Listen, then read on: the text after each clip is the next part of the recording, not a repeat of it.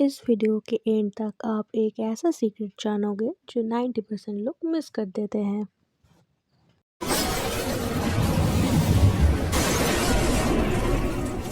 कहानी के शुरुआत में हमें रास्ते में जाते हुए दो बसेस को दिखाया जाता है। उस बस में बहुत सारी फीमेल स्टूडेंट्स होती हैं, जो वे सभी अपने क्लास के लिए जा रही होती हैं। उन्हीं में से एक का नाम मित्सुको था, जो दिखने में काफी प्यारी थी। वो अपनी नोट्स बुक में कुछ लिख रही होती है। तब उसकी फ्रेंड्स उससे कहने लगती हैं कि क्या तुम हर वक्त लिखती रहती हो? क्या मिलेगा इस तरह की नोट्स बनाने से? यहाँ देखो सभी लोग एंजॉय कर रहे हैं, तुम भी क्यों नहीं करती? ये कहकर उसकी फ्रेंड उसकी नोटबुक को छीन लेती है और उसका पेन नीचे गिर जाता है और वो अपना पेन उठाने के लिए जैसे ही झुकती है, तभी हम देखते हैं कि उस समय कोई चीज बहुत तेजी से आती है और उस लड़कियों के साथ उन दोनों बसेस को आधे पर से ही काट देती है, जिसकी वजह से सारी की सारी लड़कियां दो हिस्सों में कट जाती हैं। इसी के साथ जैसे ही मित्सुको ऊपर उठती है, तब यह देखकर काफी हैरान हो जाती है कि यह क्या हो गया। अब क्योंकि वो नीचे पेन लेने के लिए झुकी थी, इसीलिए बच गई थी। यह देखकर बहुत ज्यादा डर जाती है और बस से उतरकर भागने लगती है। यहाँ पर हमें पता चलता है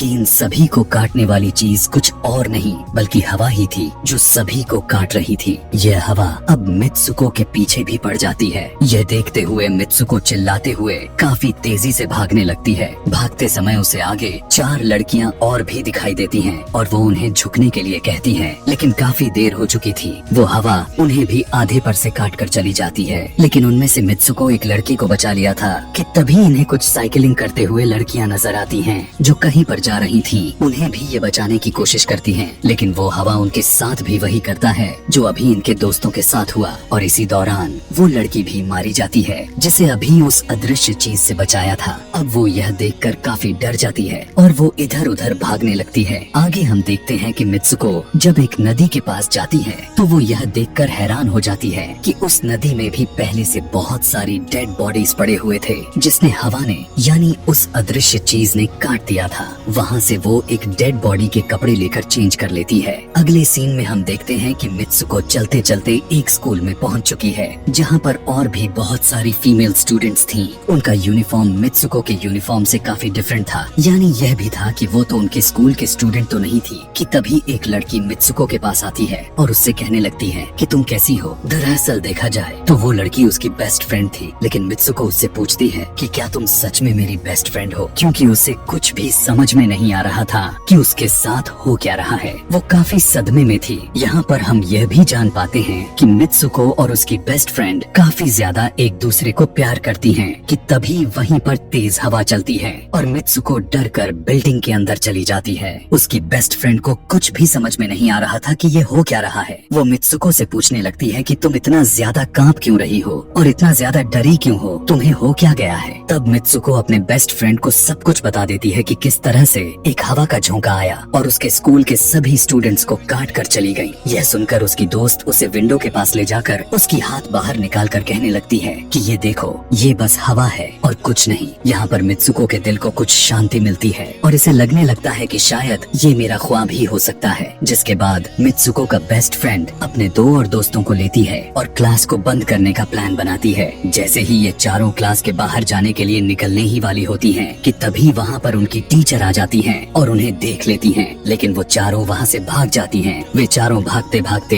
एक लेक पर आ जाती हैं। वहाँ पर मित्सुको की बेस्ट फ्रेंड अपने दोनों दोस्तों को भी उसके ख्वाब के बारे में बताती है। तभी उनमें से एक लड़की कहती है कि हो सकता है कि यह सच हो, जैसे मिरर वर्ल्ड होती है जहाँ पर इस दुनिया से ऑपोजिट यानी उल्टा होता है। यह कहकर वो तालाब में एक पत्थर फेंक कर कहने लगती है कि देखो, यहाँ पर मैंने तो पत्थर फेंका है, लेकिन हो सकता है कि दूसरी दुनिया में मैंने ऐसा ना किया हो। कि तभी अचानक से उस तालाब में से एक क्रोकोडाइल निकल कर आता है, उसमें से एक लड़की को खा जाता है। फिर वो लड़की कहने लगती है कि देखो, मैंने कहा था ना, जो इस दुनिया में होता है वो उस दुनिया में बिल्कुल भी नहीं होता, और जो उस दुनिया में हो रहा है वो इस दुनिया में नहीं हो सकता। तो इसको भी उसी दुनिया में मगरमच्छ ने खाया है। और यहाँ पर ये देखो, ये तो बिल्कुल सेफ है। उसी लेक के पास एक बिस्तर यानी एक बेड नजर आता है। ये चारों उस बेड से तकिए को उठाकर खेलने लगती हैं कि तभी हम देखते हैं दूर से दो लड़कियां इन्हें देख रही थीं। उन दोनों लड़कियों में से एक ब्राइडल बनी हुई थी,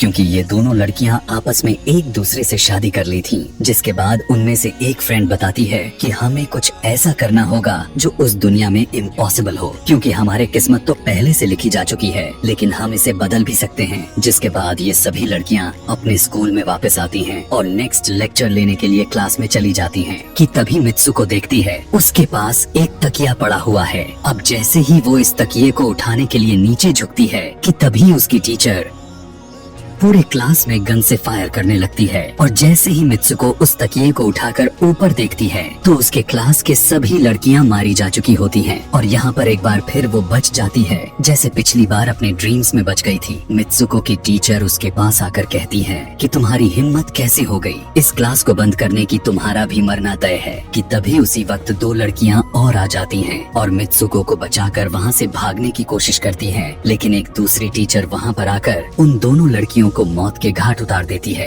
अब जितने भी स्टूडेंट्स की जान बच गई थी, मित्सुको उनके साथ बाहर भागने लगती हैं, लेकिन स्कूल की सभी टीचर्स उन सभी लड़कियों पर फायरिंग करने लग जाती हैं। अब यहाँ पर फायरिंग के दौरान सभी लड़कियाँ जैसे ही वहाँ से बाहर आती हैं, तो यहाँ पर हवा उन्हें काट देती है। यहाँ पर अब मित्सुको यहाँ पर एक बार फिर से अकेली रह जाती है और वो वहाँ से भागकर क्राउड एरिया से होता हुआ पुलिस स्टेशन में जाती है। वो वहाँ पर सब कुछ बताने लगती है। उसकी यह बात सुनने के बाद पुलिस वाली लड़की उससे कहती है कि लेकिन तुमने स्कूल वाली कपड़े तो नहीं पहने हुए हैं। और जब वो उसके सामने एक मिरर को रखती है तब मित्सुको उस मिरर में देखती है कि वो तो एकदम से बदल गई होती है और लोग उसे मित्सुको के नाम से नहीं बल्कि उसे किसी और नाम से बुला रहे थे। यहाँ पर हमें पता चलता है कि उसकी शादी होने वाली थी। तब वही पुलिस ऑफिसर उसे उसकी शादी के लिए लेकर जाती है। यह देखकर आसपास के लोग उसे कॉन्ग्रेचुलेशंस दे रहे थे। अब जैसे ही वे सभी उसे लेकर चर्च पहुँचते हैं तो मित्सुको को बेस्ट फ्रेंड भी वहीं पर मौजूद होती है। मित्सुको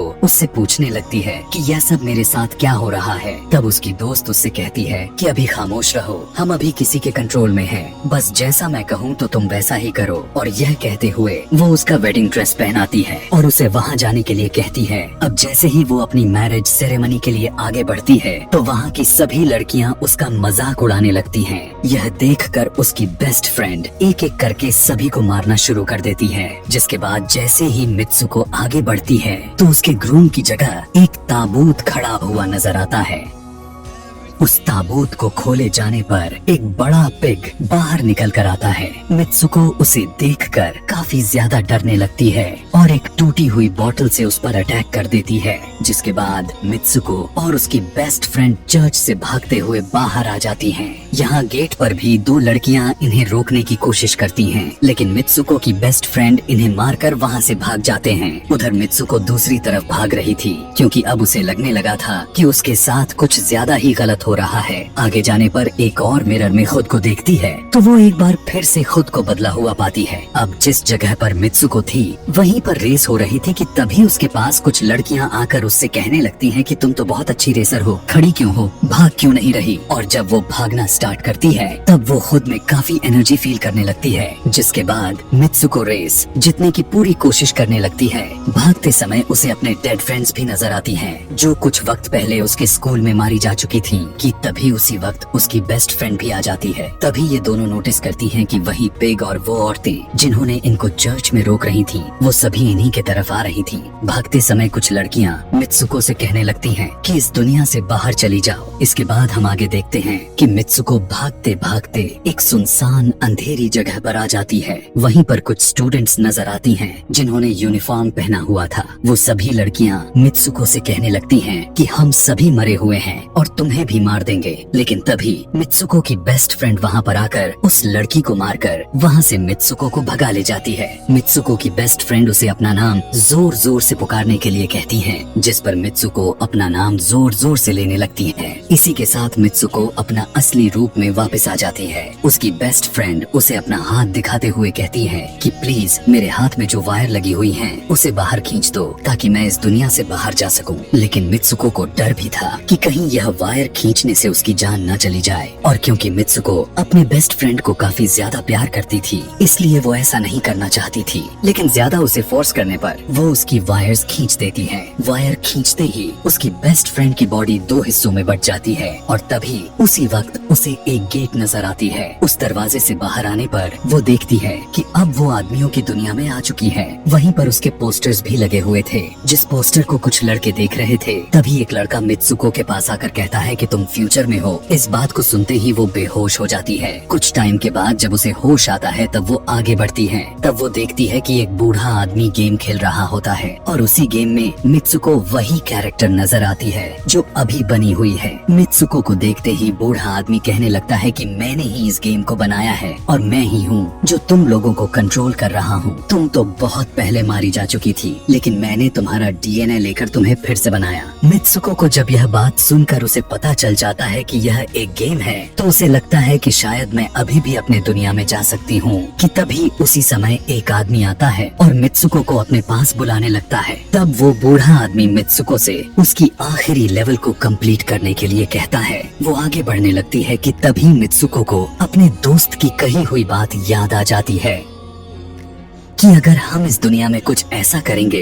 जो दूसरी दुनिया में इम्पॉसिबल हो तो तुम इस गेम से बाहर आ जाओगी। और इसी के साथ वो इस आदमी का गला दबा देती है और कहने लगती है बस करो हमारे साथ खेलना। यह कहकर मित्सुको उस बूढ़े आदमी की छड़ी को उठाकर अपने पेट में घुसा देती है, जिस वजह से उसकी मौत हो जाती है। और यहाँ पर हम देखते हैं कि बूढ़ा आदमी यह सोच भी नहीं सकता था कि मित्सुको ऐसा कुछ कर सकती थी और इसी के साथ उसकी डेस्टिनी पूरी तरह से चेंज हो जाती है। वो इस दुनिया में यानी गेम में तो मर चुकी थी, लेकिन असली दुनिया में वो अभी भी जिंदा थी। आगे हमें ये भी दिखाया जाता है कि मित्सुको के बाकी के कैरेक्टर्स भी किसी न किसी वजह से अपने आप को मार लेते हैं और अब वे सभी गेम का पार्ट नहीं थे। अगले सीन में हमें मित्सुको को बर्फीले जगह पर लेटा हुआ दिखाया जाता है और अब वो अपने रियल वर्ल्ड में आ चुकी थी। और इसी के साथ यह दिमाग घुमा देने वाली कहानी यहीं पर खत्म हो जाती है। आगे और भी ऐसे ही एक्सप्लेनेशन मूवीज देखने के लिए